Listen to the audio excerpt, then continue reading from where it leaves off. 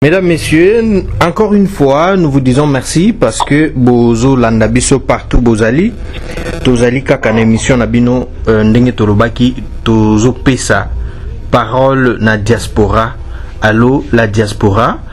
Pour ce soir, toyambeli bino mokope ya ba combattant. Roger le combattant qui est avec nous.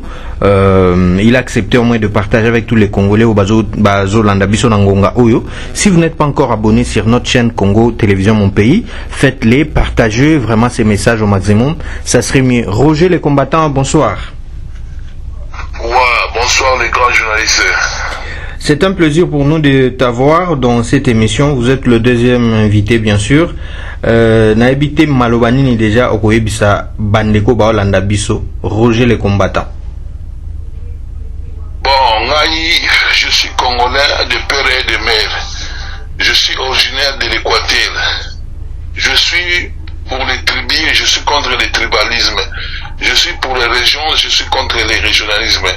Ngai mboka na ngai pendant na ko ba kutu 21 ans oyo na mona batu na mona ndenge to banai kolela. Ndenge to souffrance wana ezaki partager te mais souffrance wana ezaki ya biso nyosu potane ya biso nyosu tolelaki eloko moko boye ke tozwa président oyo akozala congolais 100%, peu n'importe qui congolais 100%, biso to soutenir rien. Alors Dieu a fait grâce aujourd'hui, nous avons un président qui a un bon cœur oyo toyebi papa na ye Tshisekedi wa Mulumba, toyebi maman na ye Maman Marthe, toyebi famille na ye, toyebi Chebango, toyebi place atanga, toyebi tomoni pe ba monitrice na ye, ba moniteur na ye. Donc azan la référence moko ya 100% oyo tout est acté et puis c'est quelqu'un qui a un bon cœur. Donc pour la mon avis le rôle à Jésus-Christ. Mais ce qui est grave c'est quoi? Dans mon la diaspora, il y a beaucoup de gens qui ne comprennent pas. Excusez-moi les grands journalistes. Eza mawa mingi. Omoni adage mo balobaka, mon peuple et là beaucoup d'adage eza na nini moko bo verset biblique balobaki. Mon peuple périt par manque de connaissance. On se comprend. Il se confie à l'homme qui se maudit. Oyebi kokamwa au moins avec la congolais avec les réseaux sociaux. Alors, finga président Félix Tshisekedi Tshilombo. Mais je regrette beaucoup. Mais la misère où tout le monde a l'élo, tout le monde a la Congo, misère il y a partout. On comprend. Dernièrement, j'ai filmé un blanc, un français, en train de ramasser de la poubelle. Azolo Routabanzou, on a bilamba. Mais, en France, là où moi je suis, là où moi je vis. On comprend. La film qui a pas la telle sabatouké, souffrance des gens partout, même dans les pays développés. On se comprend. Mais au moins, les Congolais, parce qu'ils ont la poto, avec les réseaux sociaux pour affinir Félix. Pour pas mon aïe, pas bon ça adversaire, pas bon ça moutou oyo a bon plus de 20 millions de Congolais. Pas bon ça Hippolyte Kazembele Kanambe, alias Joseph Kabila, moi Christophe Kanambe. Maman na Marcel Kamokunje, demi-frère na ye, Jean-Claude Mouzambara, alias Zoé Kabila, oyo aboma, babosana tata mwasi na ye, oyo basangwa babalako alipasa na ye, comme il s'appelle, Anne Katoufura, alias Jeannette Kabila. Nana tanga bakombo na bango, parce que moi je connais mon pays. On se comprend, les gars journalistes, nana tala na lobaka likambo, oyo eza vrai. Je pas na yaka teke pour na loba pour ba monanga. So moni muto finga président Félix ayibi na ma histoire ya Congo. Merci beaucoup Roger. Ouais.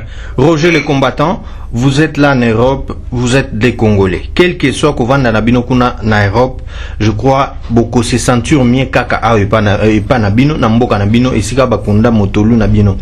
Mais ce qui nous étonne un peu comportement ya bino ba combattant. Hein, Toba Congolais à diaspora, la façon dont vous êtes en train de vilponder, vendre négativement image ya mboka. Tout le monde appelle Bamboka Moussoupe.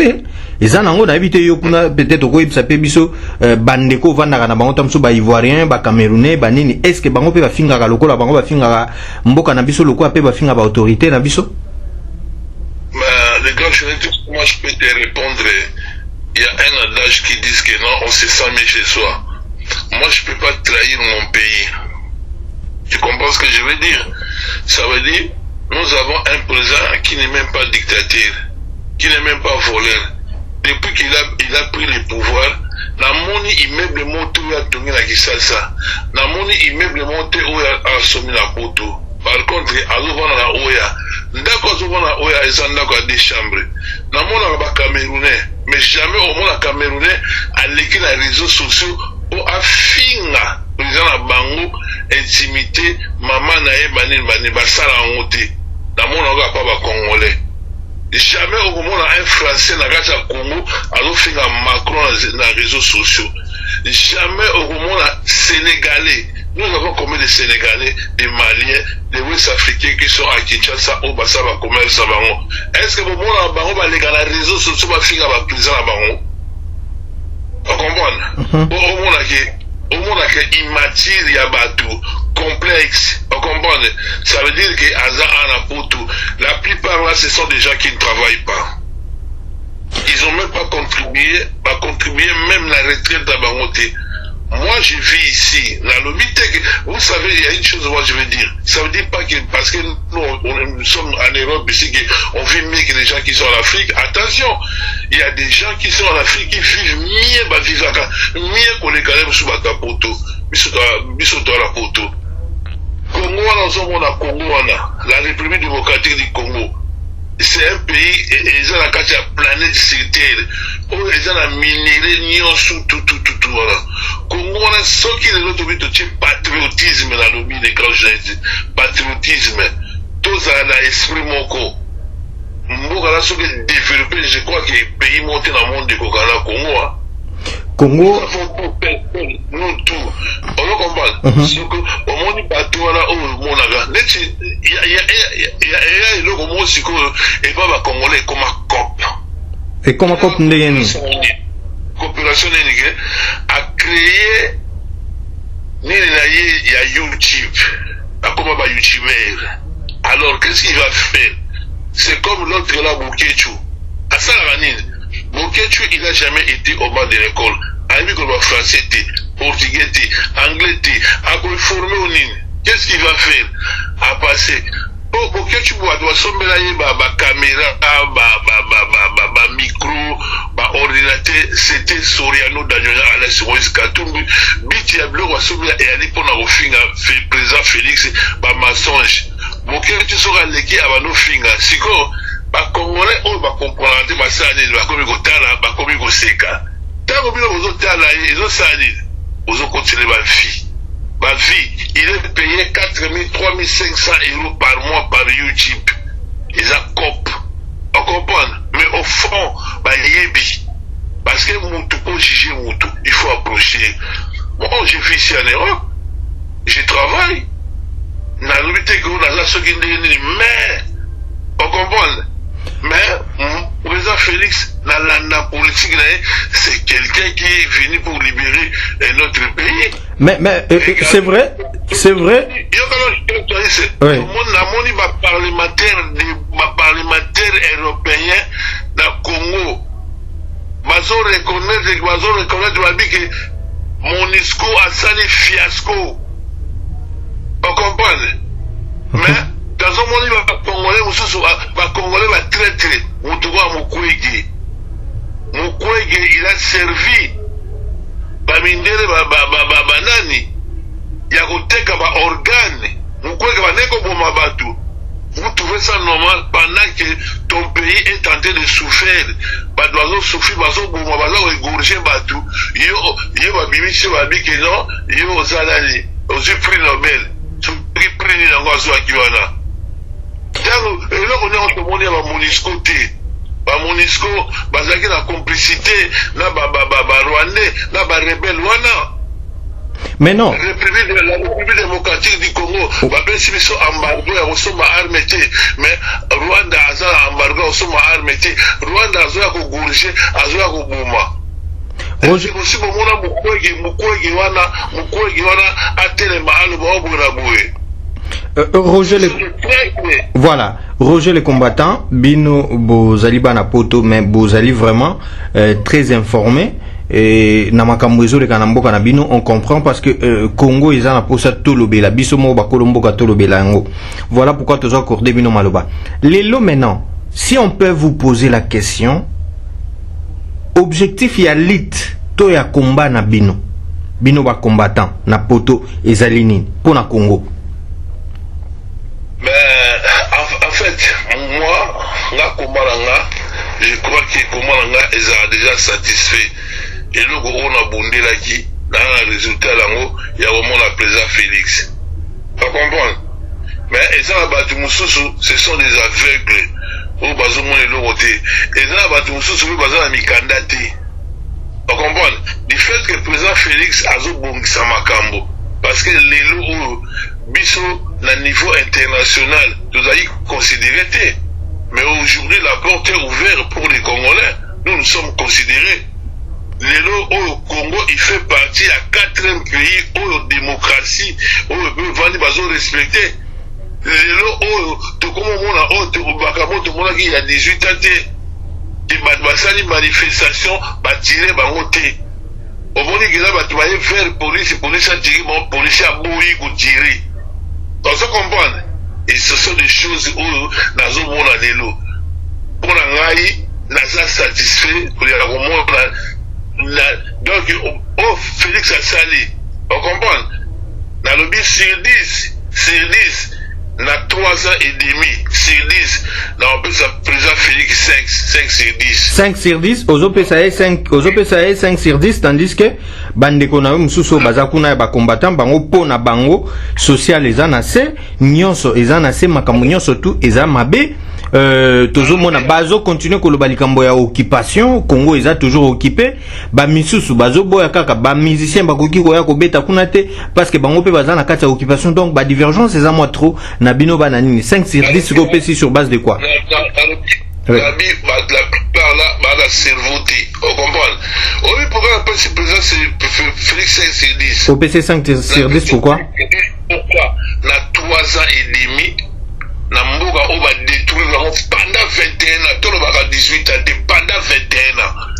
Mais dans 3 ans et demi, à réussir pour réparer, la PC 5 sur 10. Et puis 5 sur 10, à ça là, on a un faux Porsche, à Zub à cloque à jambe. Vous imaginez, le président Félix a eu pouvoir, à la majorité était l'Assemblée, majorité était le Sénat. Renseignement militaire, il y a aussi Mambuka, et Zagé dans Mambuka Rwandais. Renseignement civil dans Mambuka Rwandais.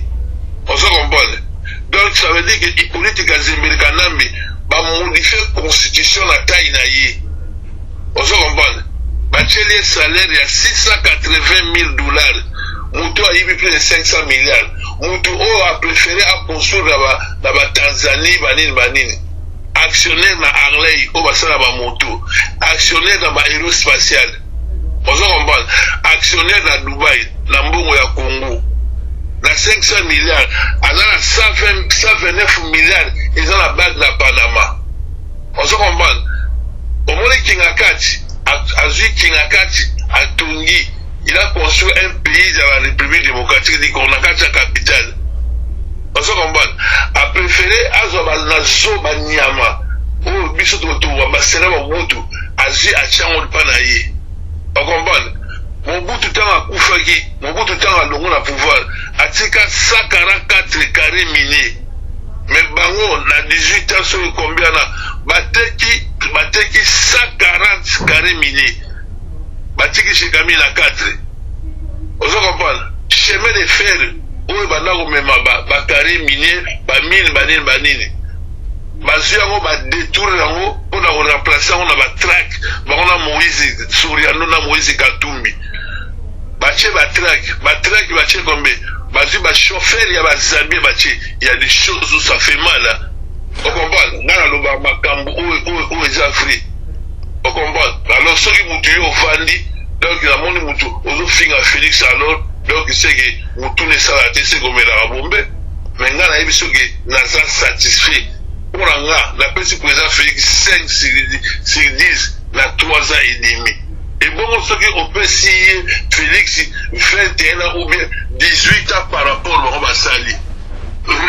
Réalisation du tout le monde a été à Malonga. Tout le monde a mabébélé. Est-ce que lui, il a libéré pendant 56 ans, même quand Maréchal était au pouvoir, l'électricité était là pour la terre.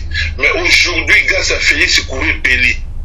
Sauf que la zone, pendant 50 ans, courait Zaragati. Mais grâce à Félix, le courant est Péli, la zone. N'a Roger le combattant, je suis mon Wandi, Yaya Koma. Yaya Koma n'a pas de l'utiliser 210 km. Tout le baga dialecte moko nini moko. Tout ça presque, tout ça batu moko. Mais si on a émission que Mobutu a sali barrage ya Mobaye. Électricité, mouille les autres pays là. La Gbado, mais là, il y a comment mouille des pays là. On se comprend. Donc, Balobi appréciait l'homme à son époque, car l'ingratitude est condamnable. On se comprend. Au moment où les gars, il faut avoir un argument. Moi, je vis ici en Europe, ça fait 30 ans. Mais, amour, il y a un mot, il faut la lugana yiba. Il faut la lugana loba makamu, oh, batubayo kage, babike, non, celui-là, il a la tête sur les épaules. On se comprend. Et ça, la batou, bazo les gars, basa ba youtubeur, afiga, boba mona, aibi goloba, alors qu'aibi golobati. La Bible, tout ça a combien de dialectes? Tout ça a 456 dialectes. Tout ça a combien d'ethnies? 156 ethnies. Tout ça a combien de langues nationales? 4 langues nationales. Lingala, Kikongo, Swahili, Chiluba. On comprend? Superficie à Congo, ils ont combien? 2 345 000 km². On se comprend? Nous avons un fleuve. Yamounene. Et ça, c'est le 4e dans le monde. On se comprend? Tout ça a barrage, oh, ils ont alimenté le courant, ils ont alimenté le courant, ils ont fait ça va payer mon sous. Mais, Bisso Moko, on a quatre chacun, pourquoi tu as dit, le président Félix Azobongisa, pour Mouinda et payer là. Et là, on est en sommité, pour alimenter. Il a beaucoup fait. Dans l'eau potable, les régies des eaux, alors on va fournir l'eau potable était. Mais Félix, il est là, à Sali, beaucoup de monde, là-bas, ils ont bima, mais ça les autres salama. Baso de moutons tout le monde. Mboka on a ça oyo, c'est une puissance oyo. Pour vie sociale là-bas, on vanda, ils ont un temps. Balia ba insecte. On se comprend. Ba mon a passe. On se comprend. La vie est un combat. On se comprend. La vie est une difficulté. Pour moi la moto, quand tu vois un arbre tenir debout, c'est qu'il y a des racines. On se comprend. Et ça a été que le président Félix il a 3 ans, Mboga va détruire le monde. Vous imaginez, à l'époque, il y a 18 ans, les gens ils avaient des cartes bleues. On va mis ça 50 000 $ par mois dans mon Tumogo. Pour rien du tout. Et puis, ils ont millions. Les musiciens congolais, ils ont fait quoi? Dis-moi un peu. Qu'est-ce qu'ils ont fait? Bon, tant qu'il y a un bateau, il y a un million. Est-ce que les musiciens congolais, ils ont la carte? Maintenant, il y a un musicien congolais qui est à son bandako à la poto. Tout ça, il y a une dictature. Beaucoup de musiciens congolais sont en politique à Zébékana, mais ils ont un hit parade de l'île. Les musiciens, les méga koulou, côté la chambre à Bélé, on les a empoisonnés. Papa, Ilou, Debaba, Ale Moloto, Bakoufa, tel est le dernier des FAO. Il politique à chauffeur, basali tout va bénir qui est rakati ba aller biloko batambusi ba pesi enveloppe ba empoisonné tout le monde défend l'équipe la chaîne de Jean-Marie Kassamba ba poisonner les sous. Mais mon frère, moi je suis satisfait quand je vois mon président Fachi Beto, je suis trop fier. Là en Afrique, président ya nini. Il y a Sadek. Ouais. Est-ce qu'il y a 18 ans, non, tout le monde a eu. Mon frère, le 30 juin, pour la première fois, le 30 juin, où tout le monde a eu concert, il y a Wenge, 4x4 BT, dans le stade de Martyr. Ni réunion au président Salara, dans la ministre, il politique dans le Canam, depuis avant dans la Ibunga, à Salonga une fois. mais tout le monde a fâché ça vendredi à cause de la ministre et tout parce que ça va rapport parce que ça bouille. Alors vous avez fait à voyager à l'autre c'était pour toquer la porte va fondre la porte va fondre la banzela va fondre la banini mais na minute pe bandeko belé pe ba na côté na bango pe bato ya opposition bango pona bango bazolo ba o ezali dernier mandat et à Félix Tshisekedi parce qu'a kokité yo pe en tant que diaspora mingi bino bato ya diaspora bozo ba bongo nini okokipe ko répondre bango. Les gars, moi je vais te dire, Félix Tshisekedi n'a pas un mandat, il a plutôt une mission. On comprend? On dit Moutoua, son de sort on dit Maoté, on dit Maoté. On comprend? Par le biais de la souveraineté appartient au peuple. Sur la mission que 90%, il y a peuple congolais, c'est ma Félix Tshisekedi Tshilombo. Donc rien à dire. Bongo ceux qui ont opposition à Koki ko convaincre la population hein? Il n'y a pas d'opposition au Congo, opposition ni là-haut. Opposition là. Mais n'oublie pas que tout ça na Martin Fayulu, tout ça na Prince Penge, tout ça na. Là tu vas m'énerver. Martin Fayulu c'est un Sénégalais camerounais. On comprend? Non mais. Martin Fayulu c'est un Sénégalais. Il n'est pas congolais. Mais... quoi? So, la lobby la yoka. Ok. Écoute-moi un peu. Loba. Martin Fayulu, un Sénégalais camerounais. Soriano Danona, Alex Moïse Katumbu. Maman la Shinata, une Zambienne. Papa Abota maman ya Katumbi, mais c'est casé, mais chef coutumier la Zambie. Papa na ye, Abota ye, mais c'est Soriano. Aza grec juif. On comprend? Katumbi aye Congo na Ajinin. Parce que maman na ye, aza ki bonne. Et pas ya juif wana. Pour juif wana abalaka, Congo abala congolaise. Iye abota ba Katebe Katoto. Katebe Katoto na Katumbi baza tata moko. Katebe Katoto, son grand frère, ba tata moko alobi, la maman de Katumbi c'est une Zambienne. On comprend? Katumbi a son nationalité wapi? Pour les noms de France, on pose la nationalité. Il faut qu'il y ait la procédure, aux formulaires, au rempli. Est-ce que au salaire 3 ans, on a accès à ce qu'on a avis de position là. Est-ce que pendant 3 ans au salaire, est-ce qu'on compte à cachoter? On comprend? Il faut remplir les critères, les son nationalité. Katumbi a une nationalité wapi?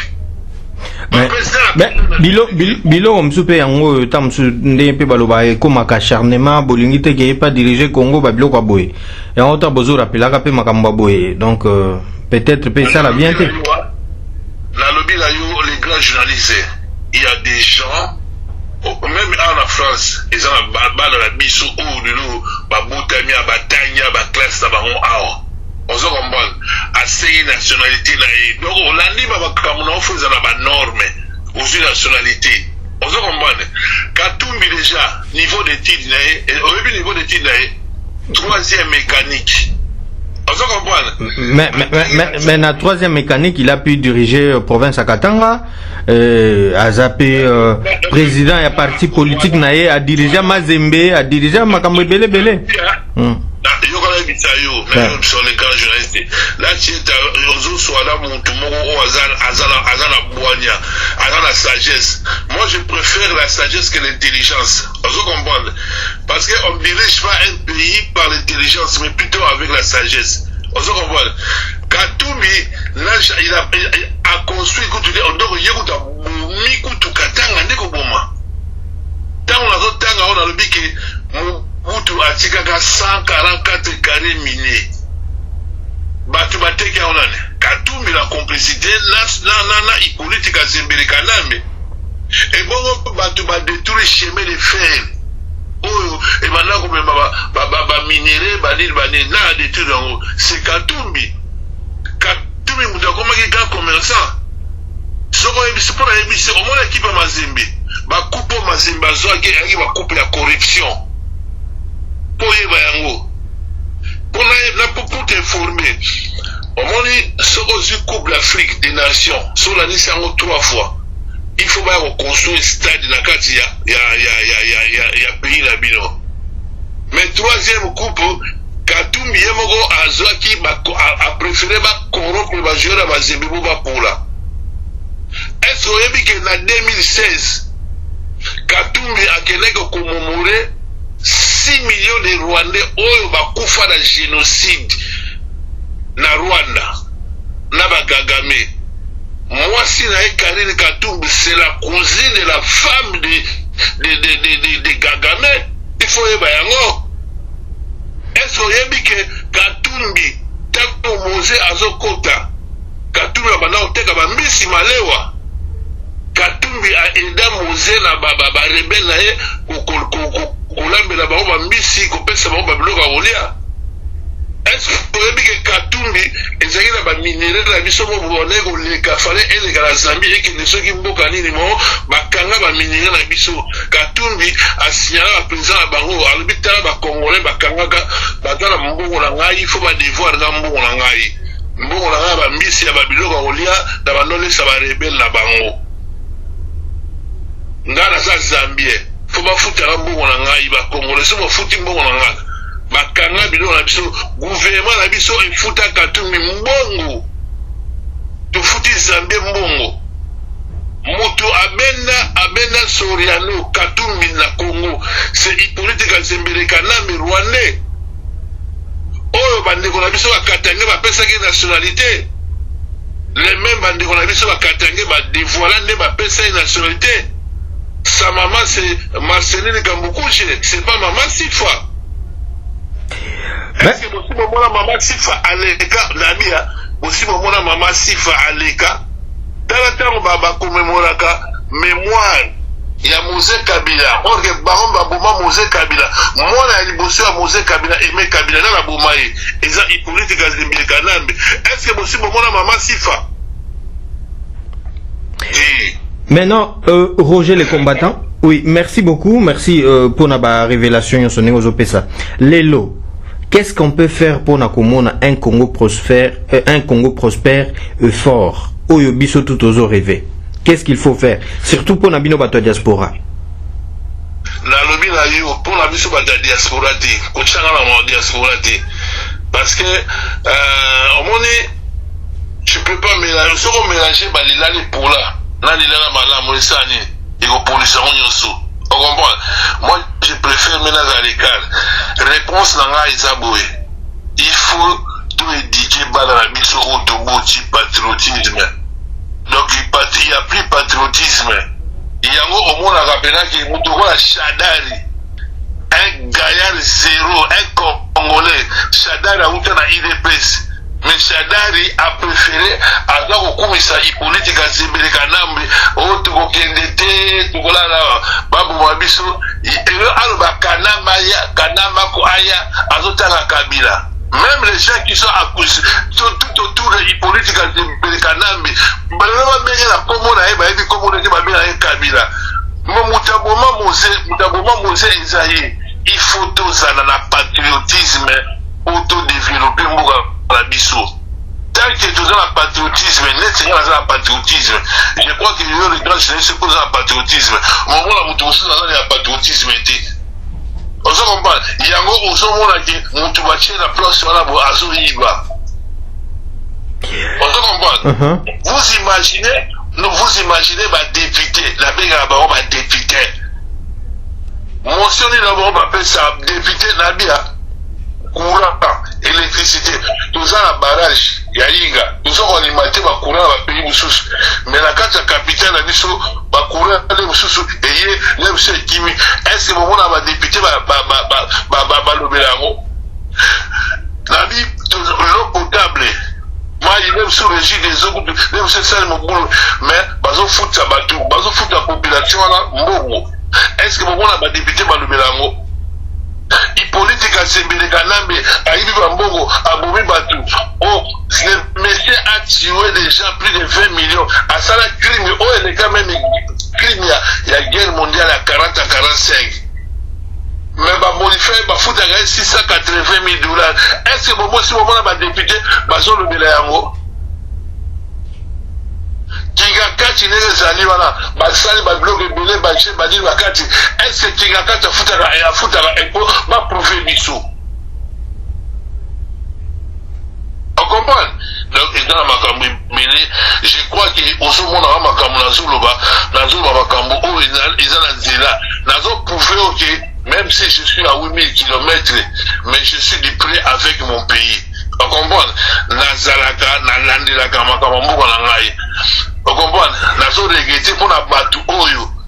On va dire dans les réseaux sociaux bano figa Félix pour te dire que ndele zaliwa donc yo moko Bible lobi avant olo mona pai. O ezala liso muninga banana ko lokola liso na yo moko. On comprend? Merci beaucoup Roger les combattants. Plaisir Isaac Abisso Koyo Kayo ko sur la pena yo ndenge toujours na lobaka. Naba o pe balingi ba pesa avis contraire voir na makambo nyonso to Roger le combattant lobby beaucoup qui peut ko benga biso toujours avec le même numéro qui est affiché. Nous sommes là pour nous accorder parole na ba ndeko na biso o nyonso to bazali ya côté nyonso. OK. Obi déontologie journalistique na kati ya Congo eza na moté. Il n'y a pas de journaliste net yo. Nazo mona onengo soloba ozola kisanga kino ozama yele. Merci beaucoup. C'est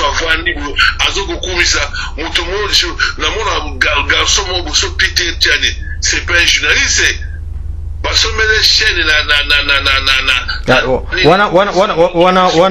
Wana c'est un patron payé à média à wana Kinshasa en tout cas moi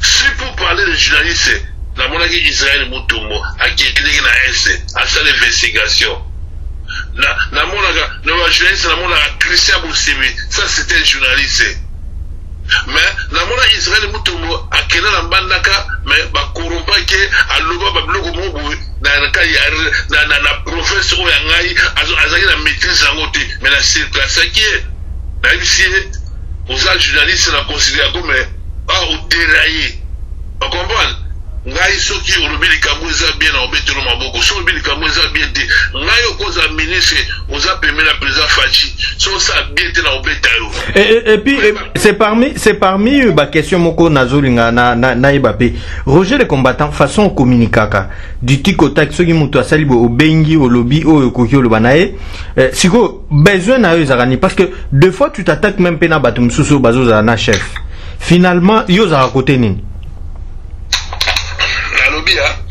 Moi je ne suis pas hypocrite. Moi je ne suis pas snobisme. Snobisme ça veut dire que je ne suis pas un fanatique aveugle. Moi tout d'abord, moi je soutiens mon président lui-même seul. Parce que lui, ce qui est à lui, donc l'amour a déjà, l'amour a boulingo, l'amour a l'énergie on a pesaka, bateau azo basa naïme, bateau idéité. Yago bututu azara pembe na ye. Ce qu'on s'est abiété, j'ai attaqué à Celo, qui est ministre intérieur, incompétent. J'ai attaqué le premier ministre, Samba Lukombe, incompétent. J'ai attaqué le ministre, il y a OCC, Office Congolais du Contrôle. Nous avons attaqué Balongolaye. Nous avons attaqué DG à plan de Bimisa et Balongolaye. On se comprend. Ngaï. Nalobelaka mboka na ngai. Vous comprenez? La cause a été la monnaie comme maman bien avant non. Ba conseiller ou so baza pembe tout autour de la président Fachi. Si tu as diaspora, baza be compétent. Nalobaka yango je marche ma mémoire. Voilà mon tout oyo à l'église développement mboka na ye. Merci beaucoup. Merci encore une fois de plus de nous avoir accordé ce temps. Et à tous la Nabandeko Nyonso Balingaka Congo Télévision Mon Pays. En tout cas, si vous n'êtes pas encore abonné, faites-les quand même. Beau c'est la biso cœur, beau partager, beau commenter. Donc ça serait un plaisir pour nous. À moins qu'il y ait autre chose au Kokyo Bakisa, parce que nous sommes arrivés à la fin. Ah ouais, on a contribué à contribuer à débat face à face. Voilà, c'est ça aussi la question. C'est ça la question. C'est ça la question. Est-ce que ceux qui mutumoko a sengyo débat contradictoire à lobby qui est Roger le combattant aux en ligne, par exemple Bokechu Wayambo à lobby qui est Yonaye tout ça l'émission moko Yonaye débat contradictoire. Est-ce que tu seras à mesure? Là vous allez mesure mais là vous savez un débat là pour la français. Non. Débat, il faut les gars dans la langue, mouta se sentir à l'aise pour qu'il n'y ait pas. On a une information il y a mort à la mission. Oui. Parce que vous êtes colonisé par les Belges. Les Belges parlent le français, le néerlandais, mais on va coloniser le français. Les vraies informations à la mission, tant que le président a un niveau international, par le Baligalaté. C'est mes formations en français. Ouais. Mais hier, si on a des formations, pourquoi on sait dans la débat en français, pour est-ce que tant que le président va français, est-ce qu'il y a caca? Ça reste à vérifier. Ça reste à vérifier. Je crois qu'il n'y a pas que l'andabiso, à l'émission Nabiso. En tout cas. On dit que les gens akimanga ipo na émission la sengi bobenga bokechuaya akokimanga pour déjà à bloquer. D'accord.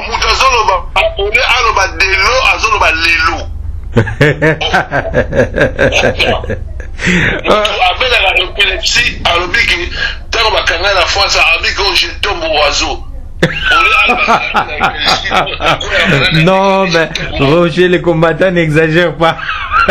Allô, Manini?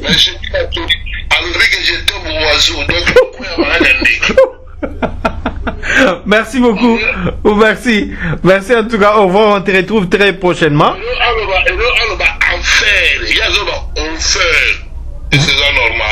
Vraiment. Merci beaucoup Roger les combattants. Merci d'avoir répondu à cette invitation.